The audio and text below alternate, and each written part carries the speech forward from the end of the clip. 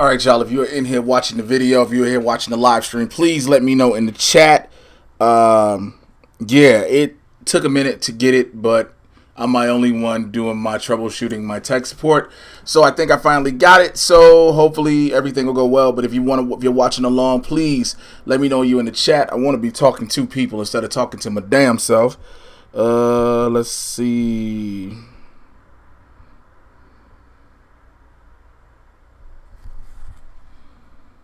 I'm live now. All right, I just need people in the chat letting me know you're here.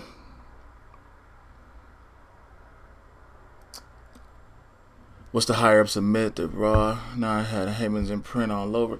All right, what's up, everybody? Y'all already know who I am. I'm your resident supervillain, Mr. J. Washington. I had to do this. I had to come and do my own live Raw recap because this episode of Raw was kind of dope. It had a different feel to it. You do know now. We definitely do see and feel Paul Heyman's input and imprint as executive producer on it. Yeah, it was just a lot. I wanted y'all to know I'm taking questions and comments and everything from the chat. If you are in the chat, if you do the super chat, I mean, I know a lot of people supposed to be coming in here. So if you do the super chat, that's the best way to see me. Of course, that costs, but for me to see your question, excuse me, because I'm gonna do a lot of talking, so I'll probably be focusing to the camera. So if the super chat will be the best way I can focus to the chat, what's going on. I will say the way Raw started, I did dig it definitely. The way they are actually respecting the hell out of the 24/7 title. A title that was a joke, that we all thought was a joke and was just another a bastardization of the hardcore title. The title that we all thought was like, yo, this ain't shit. Why is this ugly ass belt happening? And it's just, we understood that it was something to put wrestlers on TV every week that we don't see. So now we get to see them no matter what. But over the past 3 months, almost 3 months, R-Truth, Carmella, Drake Maverick, and Renee Michelle have literally made that title one of the most worthwhile things watching on both Raw and SmackDown. And so to kick it off with a mixed tag match with everything how it goes, you know, the rules of the 24/7 are suspended with the match on the line, the match happening until the match is over, and you can just whoop whoever you want. I like that. Yo, I really rocked with it. To see Renee Michelle in the ring was dope. I just wish we would acknowledge that she's a wrestler, because that shit was awkward. Like, ain't nobody gonna discuss that. Like, how, for the fact that Renee Michelle just all of a sudden had wrestling gear. Like, she just appeared up in the back, and next thing you know, she got wrestling gear ready to go. Like, the fuck? Like, nobody addressed. I get it. I get the suspension of disbelief. I get all of that. But nobody was like, so we ain't gonna ask how she been training and shit like that. But nonetheless, to see Carmella and R-Truth get this big ass pop that they got coming out the gate, this should have let us all know that the show was gonna be in for a whole different, different trajectory going forward. Like, you see R-Truth, Carmella later in the show, to watch them kick off the show and it not be a dead segment, that told you something was great was gonna happen. And to see that, Truth win the match, and then Mike Kanellis ends up being the champ at the end. Okay, I get that the whole Mike and Maria thing is supposed to be, a punishment to Mike. I get it. I get the whole cuckold thing they doing with him. But yo, somebody tell me if that segment they had today did or did not seem like it was sponsored by Brazzers. Lay down, let me do it. Like, she was finna dominatrix the man. Look, I get Maria's pregnant. She is clearly showing now. And it's like, all right. And then the whole first ever pregnant champion, like, that's some Paul Heyman shit. That is definitely not a Vince McMahon thing. That's some shit Heyman would do. And it's to a lesser extent probably a Vince Russo. But I kind of liked it and where it was going. To see what was the next match. I had everything down here and then I lost my train of fucking thought again. Thank you to everybody in the chat. Y'all already know the super chat and all that good shit works. So if you want me to catch what y'all saying, so jump the fuck through there. Shit, where is it? Yeah, here we go. Somewhere. Drake and R-Truth, blah blah blah. I'm like, yo, the gauntlet match. How the fuck did I not know? Alright, your YouTube is not receiving enough video to maintain some stream. As such, viewers will experience buffering. Alright, so peep this. I paid for high internet, paid for good streaming internet. And for some reason, my internet don't want to stream the way it should be streaming. So that's not my fault. Blame it on Spectrum. They are on hot bullshit. I have stopped using everything that my computer could use that is internet based, so that I would not have to have all of that, all this extra shit. Let me make sure. Boom, boom, boom. I'm closing all this extra shit just in case. I don't know. Oh man, my shit is red. Like, yo, it's buffering like a motherfucker. Okay, that is not cool. But nonetheless, sorry about that. Again, it's gonna buffer a little bit. The gauntlet match, I honestly expected, like, I was thinking they were gonna let Ricochet. I know it's buffering. First of all, I know it's buffering. I see it's buffering. I'm sorry. The internet is acting stupid, and I don't know what the fuck is going on. It's really sucking, and it's really blowing the shit out of me right now. I thought they were going to have Rey Mysterio run the gauntlet. I really did, the way they made it seem like. And I think Michael Cole made a lapse in when he was talking. He said that it was going to seem like he was going to run the gauntlet. And to have him finally get eliminated by Andrade was very interesting. But then when you realize Andrade's a heel, AJ's a heel, they're not going to do heel for the U.S. title at SummerSlam. So it's like, okay, they'll give it back to Ricochet. And the fact that they did, the way he got it, the way with the match on Andrade, it was definitely worth it. To see Andrade rip the mask off, I'm hoping at SummerSlam we get Andrade in his old gimmick, when he was in Mexico and stuff like that. I think that'd be dope. I got some questions in the chat. I'm see if I can answer some of them. Cole nonchalantly says she has some experience. Oh, he did? Shit, I did not catch that at all. Again, if this is buffering, I apologize. I see it is buffering a little bit slow. I do not understand why it is buffering because this is terrible. Anyway, my bad. I just think I wish there was more to Cesaro. I understand with Sheamus being out. I don't know if they're doing an injury, if he's still hurt, or if he's just reevaluating his contract. I wish Cesaro had more. Like, the dude is fucking cold. Let's just keep it real. Cesaro's cold in the ring. All 5 competitors in his gauntlet match they did has potential. I don't like Sami Zayn being thrown into obscurity. Because the critic of the critics thing is like, now it's fine. It was cool when you came back, but where do we put you? Let me go check who's in this chat. Somebody just saw something. John Lee says, I saw that you were going to New York Comic Con. What days will you be going? I'll be there on Sunday. So here's the deal. I did get accepted to New York Comic Con. There is no guarantee I will be going there yet. I'm going to go if an outlet wants me to cover it for them. Then I will be there for sure. If not, I will be here in Los Angeles or take my ass to Chicago for the week. I mean, it's not like I don't want to be there, but, it is what it is. It is what it is. Okay. The triple threat tag team match. Now, it was the Usos versus the Revival versus the OC. Can we talk about the OC? I still am not. I get the original club, the official club, the only club that matters. Like, I get it, but just call them the original club and just call it a day. Like, I know everybody talked about it last week and had their thoughts on it, but I will say the Samurai Vader logo looks kind of dope. So I'm cool with that. I'm so cool with that. But the triple threat tag team match, excuse me, I'm also, let me go say anything further. I am freaking exhausted. I am beyond exhausted. I tried to take a nap and I couldn't. So I am just here. Okay, but I wanted to make sure I talk to the people. I know it's going to be me scatterbrained as always, but I am exhausted, but I wanted to talk to y'all. Again, thank you to everybody in chat. Please, the super chat is not just me being greedy. It also helps me out. I'm building up a lot with this channel. I'm building up new equipment to build up a better backdrop and everything, so that's what the super chat is for. I knew first and foremost coming into this triple threat tag that the Usos were going to take the pin. Especially because Jimmy Uso had just been arrested for DUI the day after, like early in the week when Cena called him out. I think it was the day after, about the alcoholism and all that stuff, getting arrested. So we knew they would be taking the pin. I didn't know if the Revival were going to keep the belts or if they were going to put it on the OC. But I did say no matter what was going to happen, Jimmy Uso more than likely was going to be the one to get pinned, and he did. But the fact they gave it to the OC to put them and AJ as all title holders right now seems pretty dope. And what I don't think is going to happen, as much as it sounds like it could be amazing, is I don't see Ricochet taking the belt off AJ at SummerSlam. I don't. I see the OC running as a stable, I like seeing the OC run as a stable and having a whole lot of power and ability. Shouts out to Antoine Fair, just hit me with the super chat. Appreciate you. He says, I like the carnage of the show, and aggressive Roman is my guy. Your thoughts? Yo, I always am a fan of aggressive Roman. I love Roman Reigns when he has an edge to him.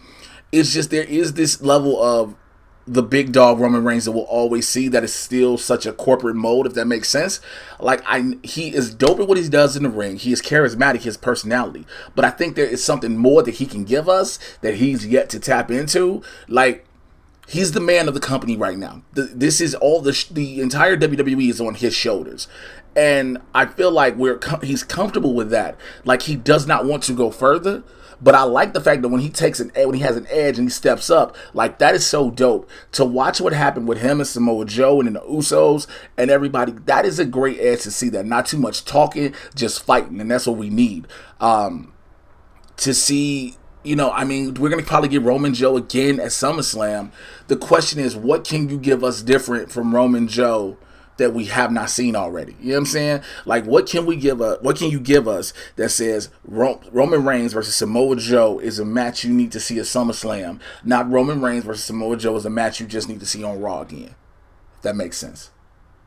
Because I think that's the way to look at it. If it's not just a match you see on Raw, it's a match you want to see again in a pay-per-view fashion. Because this SummerSlam, now for some reason, it has a whole lot more built into it. So again, Antoine Fair, hope that answered your question. Thank you for the super chat. Again, if you hop in the super chat, I'll see your questions and your comments, and I'll acknowledge them quicker. So, where else was I? My phone closed, so I lost my notes. Here's the thing I am wondering, though, with the OC being tag champions. Does this mean the Revival is taking time off, or they just have not renewed their contracts? Because currently they had not renewed their new contracts. They gave them the titles so they could see if they would be more inclined to stay with the company. Because everybody knows, if you haven't heard, I'll give you some behind the scenes news, which if you read the dirt sheets or anything, the WWE has offered a lot of people new contracts. Most of them are like 5 years, some are 2 and 3 years. But they're trying to keep talent locked in to prevent from going to AEW, because they think everybody's instantly going to AEW, which is not the case, because AEW wants who they want. They just don't want everybody. So to see the Revival drop these belts, I get it's to push the OC. I'm fine with that. But according to what we saw later on in the night, it doesn't seem like it's going to be the Revival versus the OC. And again, heel, I get it, because it's going to be the Usos and the OC. So where does that put the Revival? It sounds weird when you think about it. Like, yo, I like seeing Dash and Dawson. I like seeing them as a duo. They're great in the ring. But if the WWE isn't accommodating them, then of course you got to possibly bounce. So, and bringing up the Revival brings me up to the next thing, the Viking Raiders. Look, I get it. We're supposed to keep seeing the Viking Raiders just run through everybody, which they are supposed to do. To everybody just joining the chat, thank you so much. Everybody that's watching live stream, thank you so much. I want to apologize to the camera. My funds are low, so you get the webcam that's on here. So if it's buffering, if it's slow, I'm sorry. I'm not as balling as everybody think I am. I'm trying to make this happen, so that's why I have the Patreon, the Supervillain Squad, patreon.com/Mr. J Washington. That's why I do the super chat on here. I'm trying to build everything, make this better. I want to give a better product to the people who support me and rock with me, because I know you all deserve that, and I want to give you the best. So the Viking Raiders, I just don't want to see the Revival become another victim of the Viking Raiders. Now, I get you're supposed to build up the Viking Raiders as this dominant ass team who they can challenge for everything, and which is fine. They are that. This is cool. But I want to see them start running through. Prove to me they can possibly run. Let me see them have a match. I get you dominant. You're trained. You're going to run through people. I get it, and I respect it. I love what Eric and Ivar can do in the ring. Now, we know from their history in Japan and everything what they can do, but I want to see what they can do in the WWE as far as having matches with actual wrestlers. Give me the Usos. If they beat the Usos, that's fine, but let me have a match with them.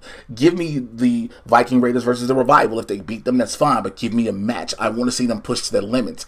For lack of better words, this might sound weird me saying it, give me the Viking Raiders versus the Authors of Pain. I want to see what happens. Yeah, I'm not just going to say, give me the Viking Raiders and Heavy Machinery. Look, I get it. People are on the Heavy Machinery bandwagon. yo, shouts out to everybody that makes it to there.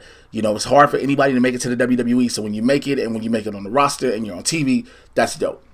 Heavy machinery is there. I just have not gotten the big. I haven't gotten on the heavy machinery train. I just haven't. But I want to see the Viking Raiders, going back to them, I want to see them do more. Look, we're going to go all the way, to Survivor Series until we get something real out of them? Because we're going to pass up SummerSlam, right? Then we got, Night of Champions and something else, and then Survivor Series in November. When are we going to get the Viking Raiders doing something where it's like, all right, here's a real test for them? Keena Wilt said, I sent you an email on your website, big bro. Check it out. Love your podcast. First of all, thank you first and foremost for the love for the podcast. If you have not subscribed to the Mad Titan podcast, it is everywhere you get your podcast listen on. Please do that. Secondly, I think I hit you back. I think I sent you an email back. Let's figure that out and set that up. And I would definitely I'd love to have you on. So I'll just say this. Keena Wiltz emailed me directly from my website, jwashington.com. and asked could they do a video with myself and Winston A. Marshall. Now, Winston and I, we do a lot of Swamp Thing reviews, and we like to talk to everybody, and we like to have fun, and I would definitely love to do that with you. Let's correspond further through the emails with that, and let's make that happen. Antoine just sent me another thing from the Super Chat, man. You are so dope, bro. Appreciate you. I'd love to see Heyman control the Roman storyline. I think he's starting to. I think he's slowly but surely starting to control that storyline. I think he is having more influence in what we're seeing and what we're getting. I think that's why we're getting this aggressive Roman. I think that's why we're getting this just, I'm a fight. Talk is minimal. We haven't gotten those long, drawn-out Roman Reigns storylines. We haven't gotten Roman just going, I need to be Universal Champion. I need to be Brock Lesnar. So what for my brother Seth Rollins? I need to be Brock. We got him embedded in the storyline, and thank God we took him away from that bullshit Shane McMahon storyline, because I don't want to see that anymore. I'm glad Shane McMahon this is how you know Heyman is running shit. Shane McMahon has not been on Raw. Thank God. But I think Heyman is controlling that storyline to an extent, and he's keeping it where it's interesting. Raw is Raw. SmackDown is SmackDown. And yeah, you're going to have some crossover because that's USA. That's what they want. You need some big stars on both shows. But Roman, even though Roman you forget Roman's a SmackDown dude. He's a SmackDown dude. And so we'll have him come to Raw. Now, to see what happens come tomorrow, to see how, if this Shane McMahon thing goes a certain way, or if Samoa Joe comes over to SmackDown. I mean, I would be very intrigued to see that. But yeah, back to the Viking Raiders, man. I want to see them actually have a real match. I want to see the Viking Raiders against a real team. And I'm not talking about Hawkins and Ryder, because somebody's going to probably say, well, what about Hawkins and Ryder? Let's be real. They gave them the tag titles to finally give them something, because they've been lifers. They've been long time loyal company men. And now it's like you're in top security. Remember, Zack Ryder is a former Intercontinental Champion. And we just like, oh, he had a WrestleMania moment. That's it. But I want to see the Viking Raiders against some teams. We're building up the tag team division in the WWE. Me, as a former tag team wrestler with Willie the Bomb Richardson, as members of Team Dammit, as a part of the Soul Touchers with Willie, Acid Jazz, and former Impact star Marshe Rocket. We love tag team wrestling. Tag team wrestling is a great thing. You can do certain things. There's an art to tag team wrestling. It's not about just one guy trying to shine with another guy trying to shine. It's about a team shining and a team working together as a cohesive unit. And that is so dope, and that is what they do. So the Viking Raiders, I want to see them have more matches. Yes, I would actually. So Joe Thunder, shouts out to you. I would love to see the Viking Raiders, Viking Experience, whatever the fuck they're called, the dudes in the weave helmets. Because, nobody's going to talk about the fact that is a blonde weave. Like, that is one of the wigs. They probably going to give Alexa Bliss or Charlotte was like, we need to borrow that hair real quick. Let's put this on his helmet. I would love to see them against the Usos. Because I would love to see them make the Usos go into that aggressive level of the Usos, which we know they can be. Like, it's dope. It's cool. It's fun seeing the Usos on the mic, rapping and coming out every week and doing what they do. But we also know when the Usos get it in, they get it in. We can tell from the numerous matches they've had with the New Day over the years, and even Bryan and Roman when they were getting into it, they can put in work with the biggest and the best. So I would love to see that. And hell, even when they were doing the Bludgeon Brothers, against the Bludgeon Brothers. So I would love to see that. Next, after we had our moment of bliss thing earlier, we get Becky versus Alexa Bliss, which is good to see Alexa back in the ring. I'm glad to know that her injuries aren't what everybody thought they were. You know what I'm saying? Everybody was hurt, like, shows how bad is she hurt? And it's cool to see this. Also, it lets you know that Lacey Evans thing, they were really disappointed in that. Have you really seen Lacey Evans on TV doing anything much since the whole Extreme Rules? Not really. They tried. And again, it's no knock. Y'all already know me. I'm going to be 100% honest all the time. There's no knock to Lacey Evans. I'm happy she got up to the main roster. But I feel like they rushed her into a position that she was not ready for, and it caught up to her real quick. The pressure of that moment caught up to her real quick, and she couldn't deliver on it. Now, is that her fault? Yes and no, but it's also, creative, but also it's creative's fault. But also, you have to be willing to be like, yo, and nobody's gonna say. First of all, nobody's gonna say I'm not ready for this. But you have to be honest with yourself. And you got to be like, look, if I'm going to be put in this position, I'm going to go forward and make this shit count. Shout out to everybody that's just joined to the live stream, by the way. Again, I appreciate you all. People are throwing stuff in the chat. I'm trying to catch to the chat. But if you have just joined in, the super chat is the best way for me to catch it because it highlights it and everything. So just letting you know. But Becky and Alexa Bliss. Bliss is a damn good worker. Bliss is great at what she do. Hold on, let me see. Keenan, am I late? There's only rest. I want to know your thoughts about Marvel Phase 5. I'm going to get to everything else after, give me about, I should be done with the rundown of the show in a few, but then I'm going to get to other stuff. I'm definitely going to talk about the Blade stuff, all that. Alexa's a great worker. She's great on the mic, and I think it's about time we see her back in the ring. I'm glad to see she's healthy. I like the whole crying element, the wuss per se, because she plays the best of typical heel. So you get that. I'm waiting for this whole Alexa Bliss, Nikki Cross friendom shit to end because it should have ended now. It should have been, we're at SummerSlam. This should have been just combusted and blown apart by now. We are dragging Nikki Cross down, who is good at what she does as well, to have her be the minion to Alexa Bliss. I get it. I was cool with it till when you did Extreme Rules when she had the match with Bayley. Fine. But you thought that would be the caveat to turn to how this stuff go to SummerSlam. If you try to set this up next week for SummerSlam with them too, it is pointless. And you have wasted almost 2-3 good months, if not a little more, building up a solid potential program. And SummerSlam is your third biggest show of the year. It's your third biggest show of the year. So you want to have this. I don't think you'll be able to hold the attention of the WWE Universe, the casual fans, the pundits, and wrestlers with that storyline if you try to drag Bliss and Nikki Cross until Survivor Series. I just don't. But we get the whole Natty comes in, puts Becky in the sharpshooter.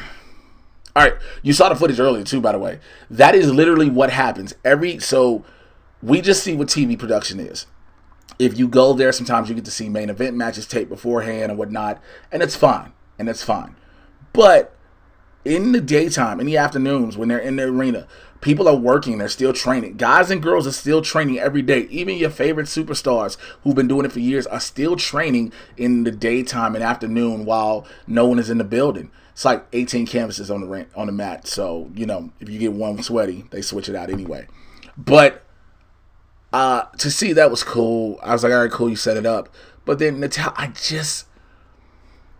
so my homie, shout out to my homie Mark Donica, he was like, it sets up a good thing what they're doing with Natalya, but I kind of am not fully into it. Here's why. I've never been a fan of Natalya's promos. I'm a fan of Natalya's ring work. And yes, there's a big-ass difference. I'm a fan of her ring work, not of her promos. And, I get the whole tease for a submission match, I guess, but it wasn't a tease. She was like, I should challenge her to a submission match. My superior sharpshooter versus her, disarm her. But I won't challenge her. And my buddy Mark Donica was like, yeah, it's to make Becky challenge her. And I'm like, I get it, but I don't. Why have that come up? Why bring that up if you're not going to do it? You tease it. Don't say you would challenge. You just tease talking about the finishers. Which also, I'm glad they did not have Becky tap to the sharpshooter. If you paid attention, Becky did not tap. And I don't think Natalya tapped in the footage we saw from early in the day either. So, yeah, that's what we got with that. So, Seth Rollins versus Dolph Ziggler. First and foremost, I really thought Shawn Michaels was coming out to the ring. So I really thought Michaels was coming out to the ring, but when it was all Dolph Ziggler, I was like, does he have on Michaels' actual tights? Because Shawn is cool. Shawn has to be cool with it for them to do this much. But I was like, hey, it works. And the two put on a great match until having Brock Lesnar come out, which, first of all, if you don't know Lesnar's contract, Lesnar's contract is like, I only do a certain amount of dates. That's all the fuck I'm doing. And do a certain amount of dates, and this is what it is, and fuck it, I'll just be there when I be there. But him to come up and show up in Little Rock, Arkansas for a Raw 2 weeks before SummerSlam, not the week before, not the go-home Raw before SummerSlam, is so dope, and I'll talk about that in a second. Jack's Packet says, shouts out to you for the super chat, guess they gave Lars Sullivan his walking papers. Dude, I am not the only one you're not the only one that thinks that, because it's like, after that whole thing they did with Lucha House Party, but let's just be honest. What can you really do with Lars Sullivan that is interesting? What can you do with Lars Sullivan that actually says, yo, I want to watch him week in and week out? What makes Lars Sullivan so unique when on the same show you have a Braun Strowman? Because remember, they were doing it on Raw a lot, but you have Strowman. So did they give him his walking papers? I don't know, but it also is kind of interesting now, since the change in format. There are only certain superstars you're going to see heavily. Like, we're not just throwing everybody on every week. We're going to make this program that you see between commercial breaks count, which is totally fine by me. It sucks. Oh, Antoine says Lars is hurt again? He's hurt again? Wow. Okay, so here's my thoughts on Lars Sullivan. So we all heard about the racist shit he said, right? And of course, when you get called out on saying some racist bullshit, what's the first thing you do? That doesn't reflect me now as a person. I'm deeply sorry to anybody I hurt or offended. Please forgive me. I respect everybody now for who they are. I knew my words, blah, blah, blah. All that bullshit, right? Nigga, you felt that way. And I said, yep, that's exactly what I said. Nigga, you felt that way. That's how you feel. You got called out on it. Now you had to give a bullshit statement. I really like the Latinos and the blacks. Fuck out of here. But you talked all that shit, but had an anxiety attack the day you were supposed to debut. You bitch. Big E said it best. I wonder if he realized how he feels when he has to work. He has to work in a company full of minorities now. So, but if he's hurt, I don't want anybody injured at all. Hope he gets better. That's all I can wish for, is hope that he gets better. But yeah. Brock beating the fuck out of Seth Rollins is great. This is what was telling about the Brock-Seth Rollins segment. They said the third hour of Raw would be more of the extreme, more of the war zone from the Attitude Era days. And that is proof in the pudding. To see Seth Rollins take 3 F5s on the chair, like over the back part of the chair, not on just a flat chair, not on the seat of the chair, on the part that sits in the back. I was like, yo, we going for it. The F5 into the ring post is nothing new. It's nothing new. But then later when we see Seth in the ambulance, Brock stops the ambulance, takes Seth off the stretcher, and F5s him on the stretcher. I was like, I got you. I'm with this. And I laughed my ass off. I'm not going to lie. I was shaving my head and had to literally had to pull away the razor from my head because I almost cut the shit out of myself. But I love what they did. Shouts out to them using the blood pills too, because the blood packs were fucking amazing. I was like, oh yeah. Because see, this is how you know it's a blood pack. Real blood is a dark red color. A blood pack is what the fuck you got on Seth Rollins' face. But guess what? It worked perfectly. That is at extreme level. So if we're getting blood packs, we're slowly but surely getting up there. Somebody, Jack's Packer said, that's low-key aggravated assault. Low-key, man, look. Remember when Braun was whooping the dog shit out of Roman Reigns going, I'm not finished with you yet. Remember that? Well, this was that times 10. Because first of all, so Brock whooped shit out of Seth in the ring. F5, F5, F5. F5 gets that constantly. Cool. All right, put him in the ambulance. I'm the ambulance driver. I see Brock Lesnar jump in front of the ambulance. I've seen horror movies. I know what the fuck to do. Step on the gas. Now, you might say, Jay, that's vehicular homicide. That's manslaughter. No, it's not. Brock Lesnar's a big bitch. That's like hitting somebody with a mosquito. He'll be all right. You're going to get your big ass the fuck out this ambulance. You got to wear this ambulance. TX Alex says, "Hi Jay, just wanted to say great job with all you're doing. Thank you so much. It means a lot. I am just a dude who is trying to grow this day by day. I'm a dude who just likes talking about all this stuff, whether it be wrestling, geek shit, nerd shit, movies, TV, life. And I love the fact that there's people who want to hear my opinion on it because I try to keep the shit real and as raw as possible. I just want to be the dude that just like, yo, this is me. This is what you get. This is the perspective you're going to get. I'm not going to pull any punches, but I'm not going to be as, disrespectful as people think you can be. So, Lars will be off 69 months. Whew. Let's see. So, it's July now. So, he'll be back at the Royal Rumble. Okay. I did that math real quick. But yeah, I'm happy that everybody likes to hear me, whether it be on here or on other networks, whether it be me through Twitter, through Instagram, through the Patreon, through the podcast. It makes all the world.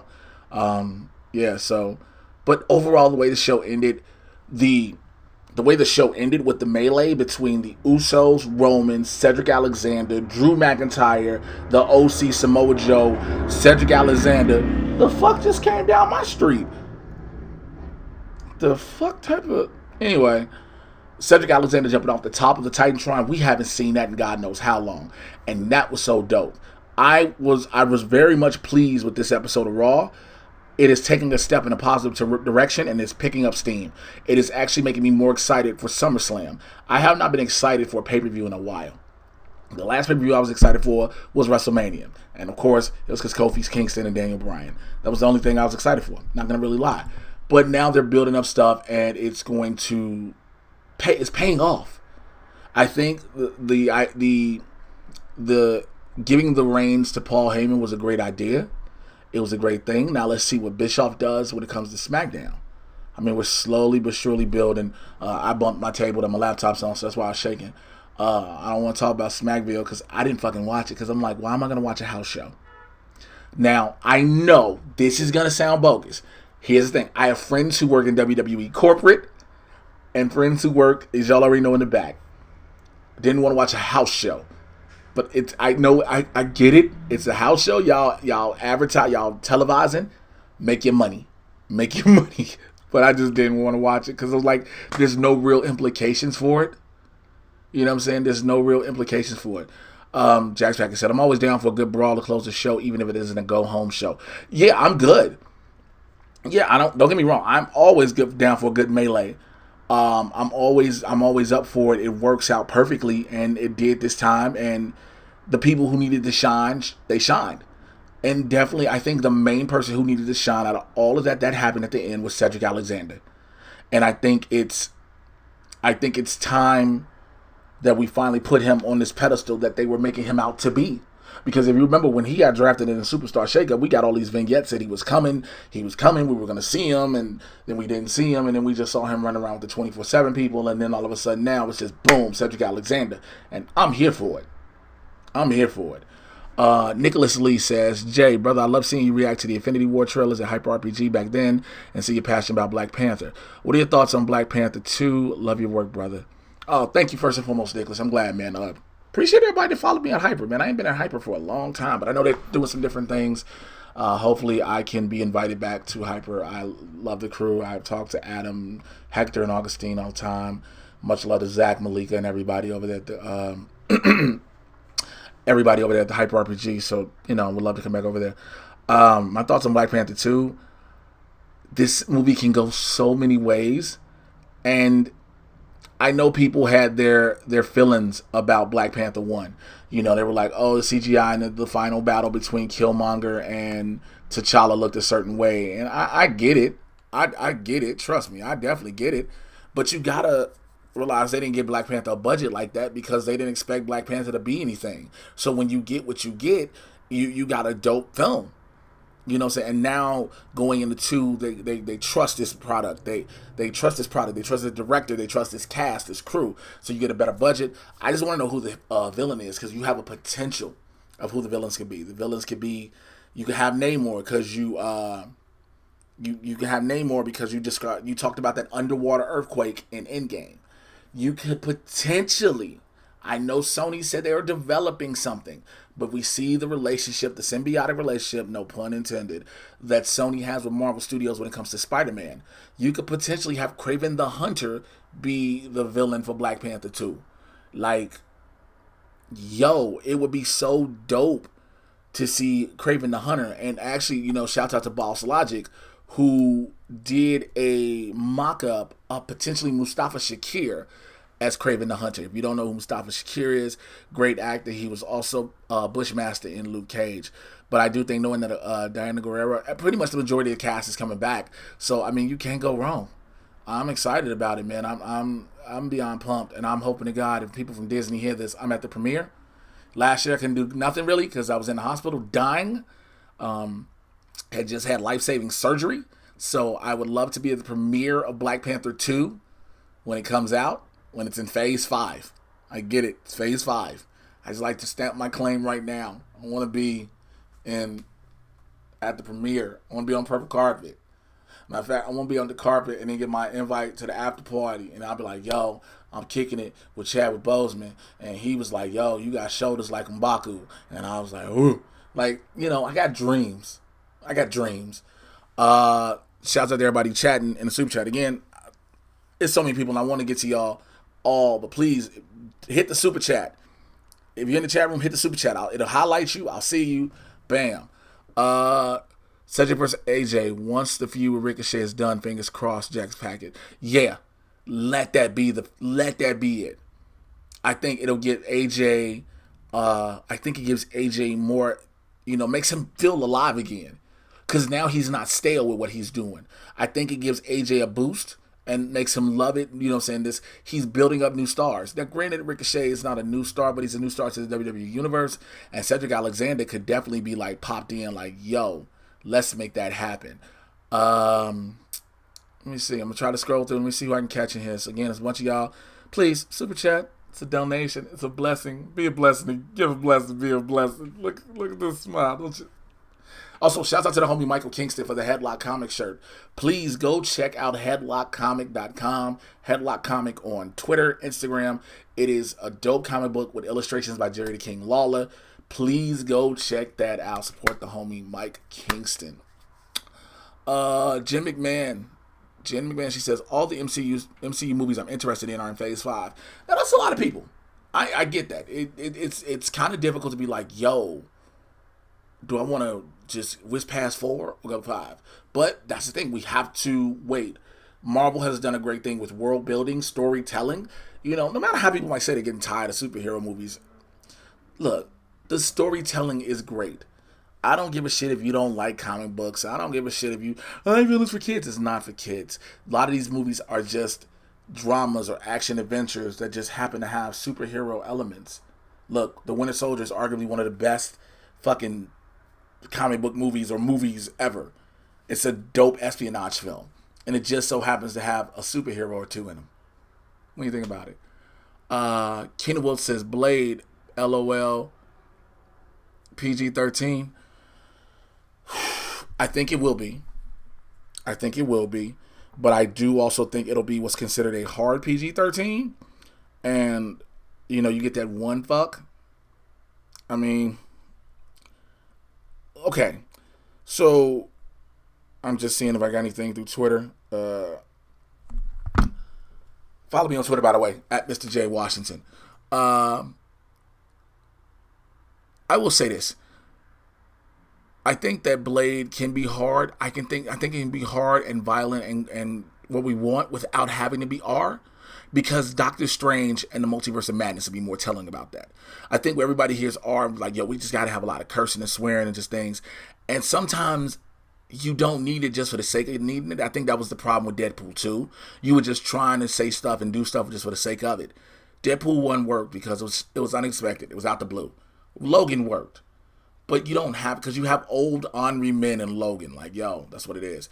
Antoine Fair, thank you for the super chat. He says, you notice that the up, up, down, down crew is getting pushed? Hell yeah.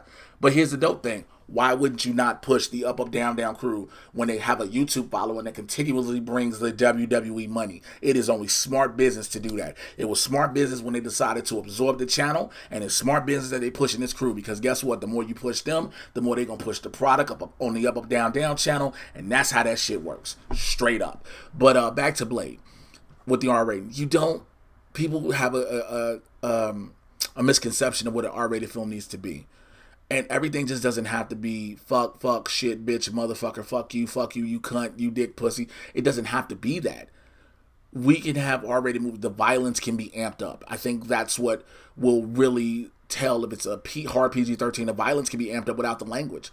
And I think people are just going to look for swears and say, oh, this wasn't this could have been R-rated. No, because you wanted them to curse every 5 minutes. Like, I'm a grown man. I swear like a motherfucker, okay? I talk, I curse, I sometimes don't care.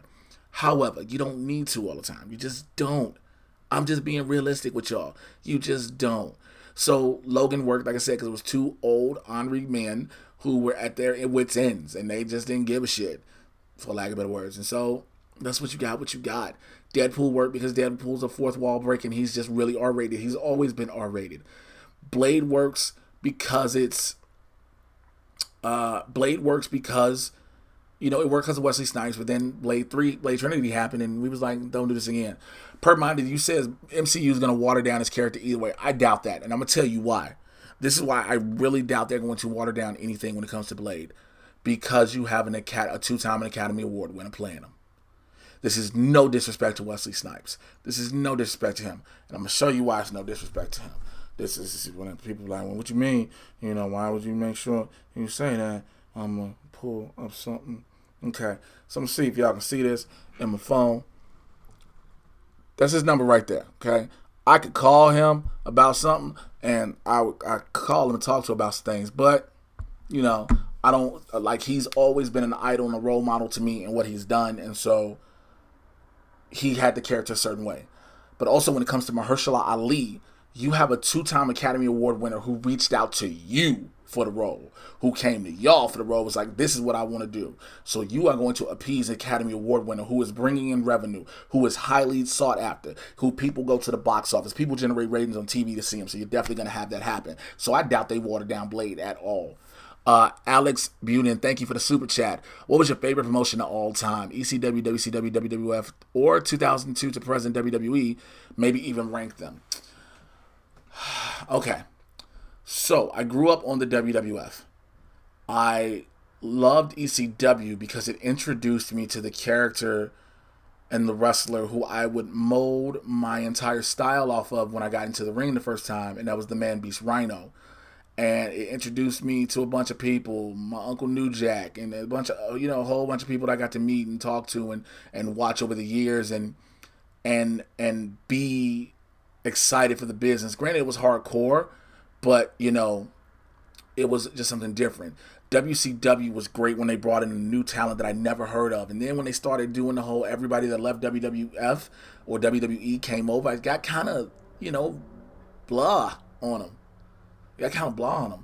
And then when the WWE went into their Attitude Era, when they just put the pedal to the metal and created stars that just had you enthralled, and you always wanted to watch Raw, SmackDown every single week, no matter what, because you felt like you couldn't miss nothing that happened, even though there was always recaps. You had to be there with it.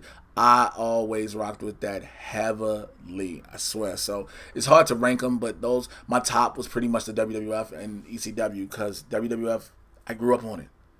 I mean, I watched World Class, but I didn't grow into it. I didn't really rock into it and get imbibed into it, but I did with WWF. I did when ECW, like I said, Rhino. When I met Rhino, it was a dream come true, and Terry's a good dude. Jax Packer says, Wesley put Ali. Yeah, he put him over. He was like, yo, shouts it. And that's how you got to respect that man for doing that, saying everybody was like, yo, it should be Wesley. Wesley's damn near 60 years old. You want somebody who can play this character and give them longevity. And I understand people be like, well, Mahershala Ali is like 40-something, blah, blah, blah. Paul Rudd's 54 fucking years old. End of story. Per Money. I'm not knocking them for the casting choice. I think that's the best choice you can go on with, but it's going to be dependent on who's the writers and director. Yeah, I think you're not gonna get any type of director to have that project. I agree. The writers are definitely gonna write a tone that's dark. Again, we're trusting Scott Derrickson with a dark horror version of Doctor Strange. That is going to be the telltale going forward with what Marvel and Disney does. That is going to be that. Disney's not going to push that PG-13 rating like a WB. Well, first of all, I get what you're saying. But WB is just trying to do something to stand out. Now, will Birds of Prey make you pop like that? Joker is already said to be a completely different monster in itself. It's a completely different film for everybody who's a comic book fan, so we got to take that out. We got to take that out of consideration altogether. So it is going to be R. But I think Marvel's like, yo, we got R-rated TV shows coming as Ghost Rider and Hellstrom. So we'll see what goes forward from there. Chris Gully, what's up, Jay? What's happening, yo? Yo, it's the Doodle Man from a fellow Doodle Man. What's happening, Will? Appreciate y'all, man. Thank y'all. So, I mean, it's going to be interesting to see what a lot of things happen with just everything, with like wrestling, pro wrestling. A lot of people have been asking me my thoughts on AEW. I got some thoughts, and I don't know if y'all really want to hear them because they kind of raw thoughts, and it might hurt some feelings. But, I got people, again, I'm blessed to have friends who work in a lot of different places, and so I never want my friends to think I'm shitting on their jobs, but they know I'm always going to be real about their jobs. I want you to be real about my job. Like, if you see me working for a stand-up comedy club and the club is on bullshit, let me know. If you see me working on the YouTube channel and the YouTube channel is on bullshit, let me know, et cetera, et cetera. If I work with a director, if I work with a producer, let me know. You know what I'm saying? I have no issue with that. I take no issue with that. Jack's Package says, heard somewhere that Mr. Peele might be joining the Marvel fam in some part. Absolutely. Why would you not want to have Jordan Peele do a Marvel movie? Why would you not? When you are a movie studio, when you produce your movies, especially films that are consistently generating $1 billion in the box office, these films are generating $1 billion. Sony and Marvel came together and generated $1 billion for Spider-Man Far From Home, and it is the first Spider-Man movie to ever hit $1 billion at the box office. You want to put the best in front of and behind the cameras to ensure that you get the best. Now, I know a lot of people will say, well, Sunset movie wasn't good, but that just because it made $1 billion doesn't mean it was a good movie. Here's where I respectfully disagree about that. People saw this movie enough, repeatedly. $1 billion does not come from first-time viewers. It just doesn't. $1 billion does not just, $1 billion doesn't just happen from opening weekends or initial just one-time viewers to a box office run. $1 billion for no matter what film it is comes from repeat viewers. So in their eyes, it is a good product. In their eyes, it is a good film. Film is subjective. You are allowed to not like certain films. You are allowed to like certain films. Like, I hate, and yeah, I'm going to say it, I hate, as somebody who covers the shit, and thanks to Collider and Nerdist and AfterBuzz and all these, networks that give me a spotlight and a platform, to see people who are criticized and crucified because they like a film or because they don't like a film. You're entitled to. You can't tell anybody they don't know what they want. Now, there are certain films that are unequivocally trash across the board. Spider-Man 3 is one of them. And if you come back and try to tell me, well, after rewatching Spider-Man, fuck that. Okay? Spider-Man is one of those unequivocally trash. That movie was bastardized when they kept trying to throw in villains. I digress. But I see a lot of my colleagues who catch hell because they like a certain movie or they don't like a certain movie or they feel like a certain thing should happen. And it's like, yo, people got to chill on that shit. I think I've been the main person. I'm one of the main people I know for a fact that'll tell you on Twitter, Instagram, and even live on the network, come at me. Come at me. I'll block you eventually, but come at me. Sometimes I have the time. Let's do it. Like, if you're like, oh, how do you like this? How'd you like that? How'd you not like this? Fuck you. I did. Now what? We're here. Where are you going to go from there? You know what I'm saying? Because I'm entitled to like what I like. I'm entitled to dislike what I like. I'm entitled to have an opinion just like you're entitled to have your opinion. Opinions are like assholes. Everybody has one. L. Johnson came in and said, I dislike many $1 million films. I mean, and that's fair. That's fair. You might have your reasons behind them. But I will say this. It is okay to dislike films. I will say that. But please have a substantial reason. And this is not just to you, L. Johnson. So I don't want you to think I'm just directly calling you out. Not by any means. It's just that you brought up this tangent for me. Make sure you have a substantial answer and a reason. Make sure you were like, yo, this is the reason I don't like it because it did this, it did that, it didn't do this, it didn't do that. That's fine. When you just like people, fuck it, gloves off. When people were just like, I didn't like Captain Marvel because I don't like Brie Larson. Are you fucking serious? Now, granted, this was her finally getting into some role like this. This isn't every for everybody. I've never been a Brie Larson fan. I liked the movie for everything around it. I didn't have to love Brie Larson. I liked what they were doing and what they were building because I understood it.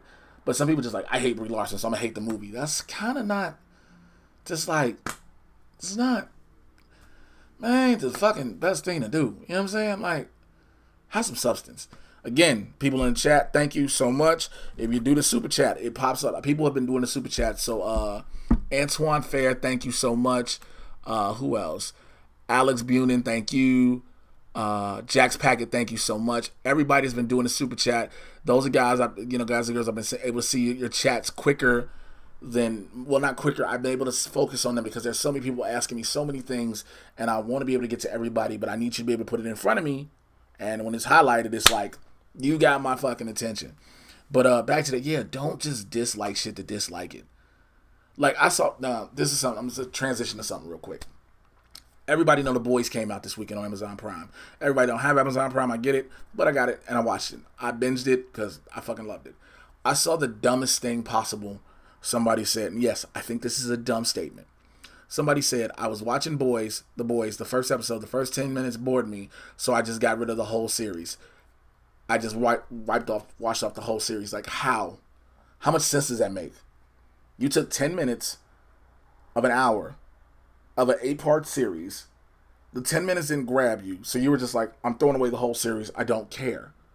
When surprisingly, right after that 10-minute point is what kicks the event that kicks everything in motion going forward. So it's like, yo, are you serious? Like, how did you, like, why would you do that? You're not gonna go see a movie and you don't get into it in the first 10 minutes and then you're like, oh, I just don't want to see this movie no more and just leave the theater. Because if you think a movie is gonna tell you what it's about and give you everything in the first 10 minutes, then you're kind of setting yourself up for failure. And also, if a movie does give you everything it's got in the first 10 minutes and then it's nothing else, then you're even more pissed. You know what I'm saying? So, like, people got to chill on that.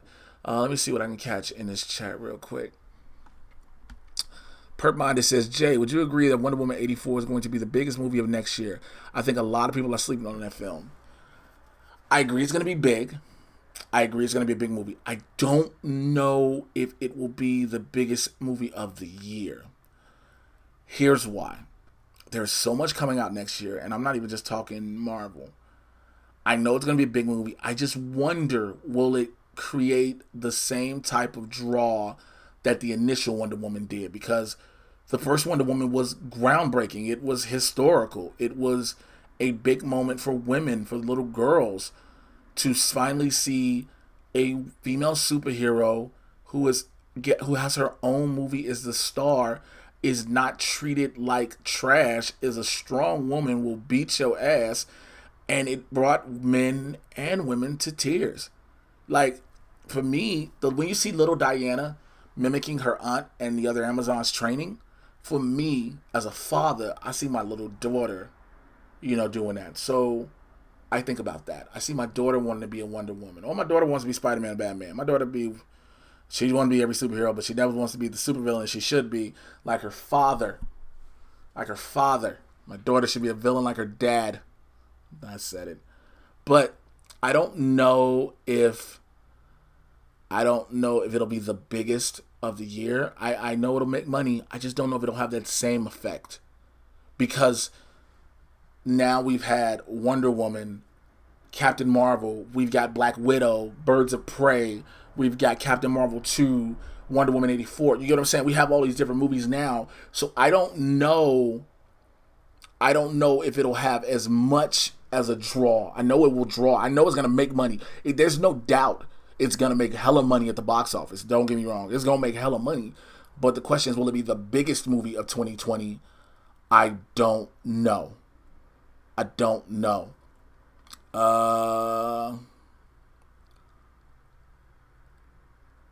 I want to see somebody else's. I'm trying to find something worth talking to about. Y'all got so much stuff in this chat. I'm sorry. Blah, blah, blah. It's crazy that this movie's already done. No word of any reshoots. People are seeing early footage and they don't start marking until December. Which movie are you talking about, Perp Mine? Are you talking about Wonder Woman 84? Because they've been shooting. There's footage. Like, we were supposed to get a trailer at San Diego, which means we're not gonna get it. We're gonna get it at New York Comic Con. For sure, you're getting the Wonder Woman 84 trailer then. You'll probably even get a DC will give you all its movies trailers at New York Comic Con since you didn't get it at San Diego Comic Con. I don't know if principal photography is done. I mean, if it is, you're not going to always hear about reshoots happen regardless. Let me say this, reshoots happen regardless in every single film. There is not a single movie that has ever come out that has not had reshoots in some way, shape, form, or fashion. It is just to the extent of what reshoots they're doing is what we catch wind of. Right? Like, everybody heard they were doing these reshoots consistently on Justice League where they had to bring the whole cast back, so we all heard about that. You hear about reshoots having to be done on some Marvel films on different projects, so that happens. I just, this one I think they don't let everything be known. Some things are not allowed to be known. That's what NDAs are for. Like, yo, you got to keep your mouth shut, plain and simple. You got to keep your mouth shut. So, let me see. I got some messages on the phone. Let's see. Thank you to everybody that's been following me on Twitter. I appreciate y'all. I try to keep my Twitter interesting, and I try to keep it as interesting as I can until they decide to block me or ban me from cussing out people. You ever thought you had your phone plugged up and in all actuality you didn't? Like, I thought my phone was on a charger for the past almost hour, and come to find out it ain't been doing shit. So now I'm at like 40% 40% battery. It's like, yeah. Hey, I told somebody shut your ass up. Like, you miss you. Hey, I'm sorry. Again. Agreed. Oh, miss you too. Yeah. So drop the super chat. People are asking me stuff about being online right now. Oh, by the way, so I'm gonna tell y'all something. I'm not much of an anime fan, so I'm sorry if I'm not too much on that.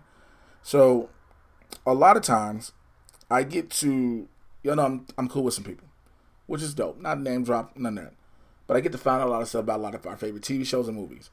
And I put something on Twitter when I was at San Diego Comic Con, and I don't think nobody caught on yet, but when it drops, everybody gonna be like, I didn't believe it. But I'm telling you, it's gonna happen.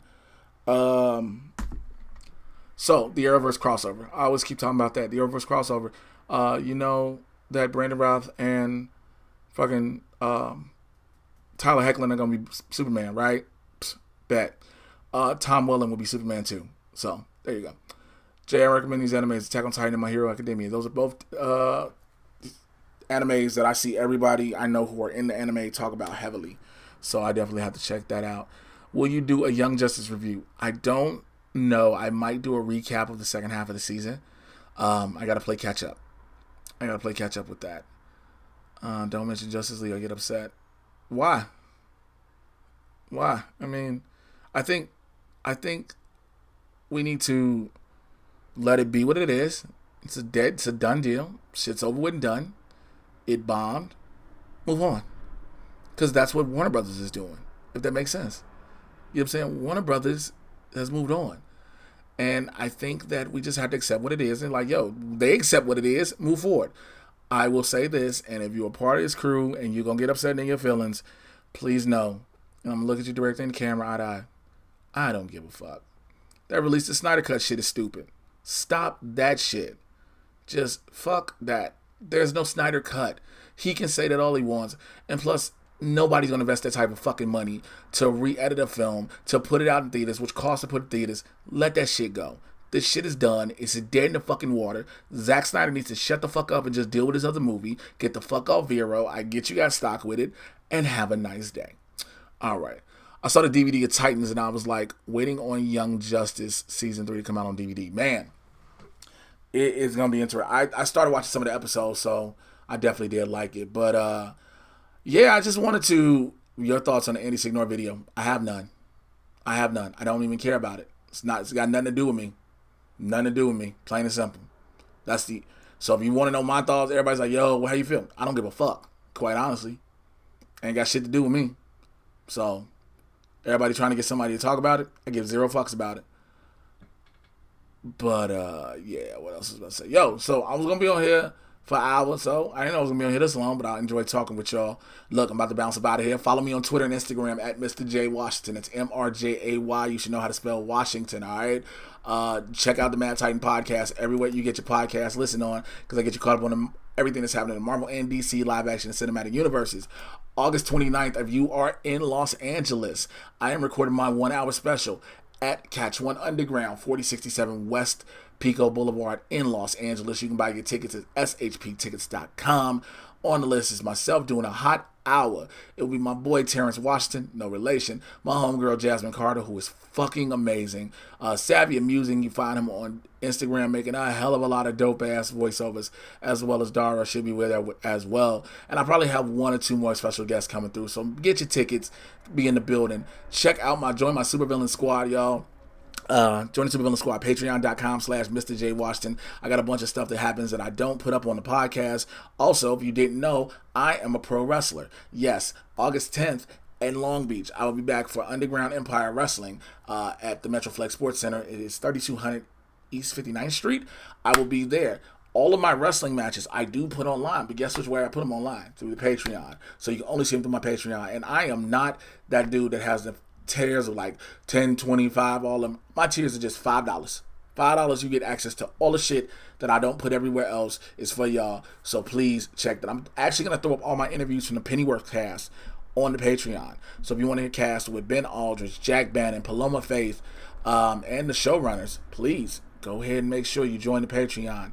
That's that.